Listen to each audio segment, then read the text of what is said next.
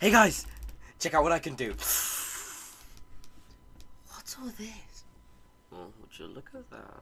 The pleas of the ones above all. Haven't seen that one in ages. The what? You've never heard of this? God, I love this one as a kid. Want to read it? Why, yes, kindly vampire. I would love to hear a children's fairy tale, but it's almost my nap time, so... Alright.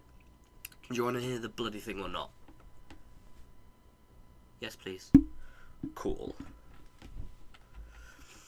Long ago, the gods, curious creators they were, decided they wished to discover a true limit to their power, if such a thing exists. They had made living flesh. They'd even made flesh untouchable by time, but they had never produced life from where life was not meant to exist. However, dwarfing the very sun, the play and strength for energy in the mortals used to ward off the fiendish creatures who could not bear its gaze, the gods clumsily slashed and cut into boulders, hills, and mountains.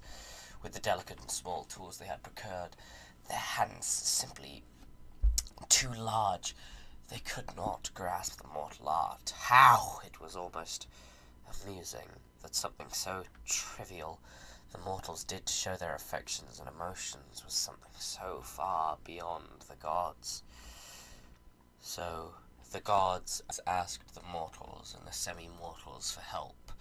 The mortals and the semi-mortals, the most talented and skilled craftsmen and women, responded after what felt like no time at all for the gods. Behold our work, they called.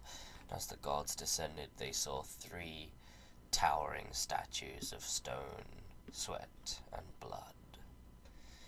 The gods brought life to these grand totems of strength. More tests needed to be done, but before departing they had one final question. They had learned ever so much from the ones so far below, and asked what they could possibly do in return. The great craftsmen and women were shaken by the gods' question, but after a few minutes of delegation, they merely asked the gods bestow them with the tools and power to reproduce their work, to run experiments and produce their own powerful walking artworks. The gods accepted.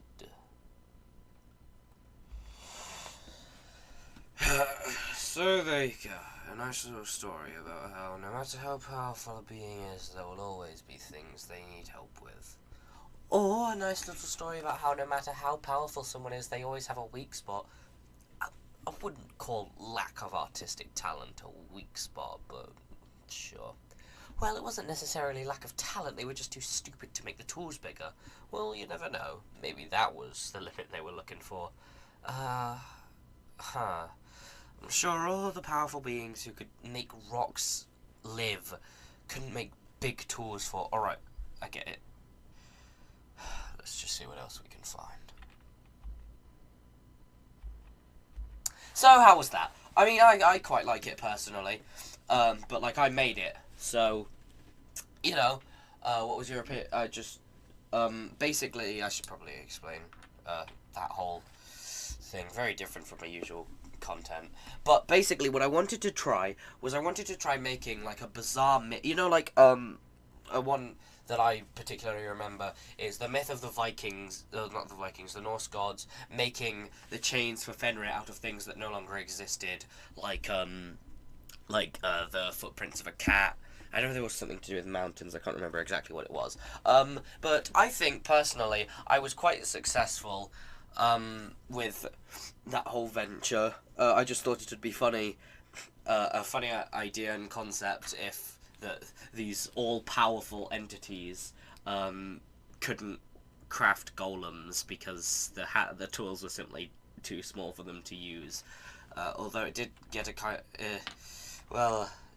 but you know, did kind of get a little muddled when the whole because when I was actually writing it, I wanted it to seem more like a regular myth, where it's like the gods, despite all their power, they couldn't grasp this thing that the mortals had, this art, which doesn't really fit as well with the whole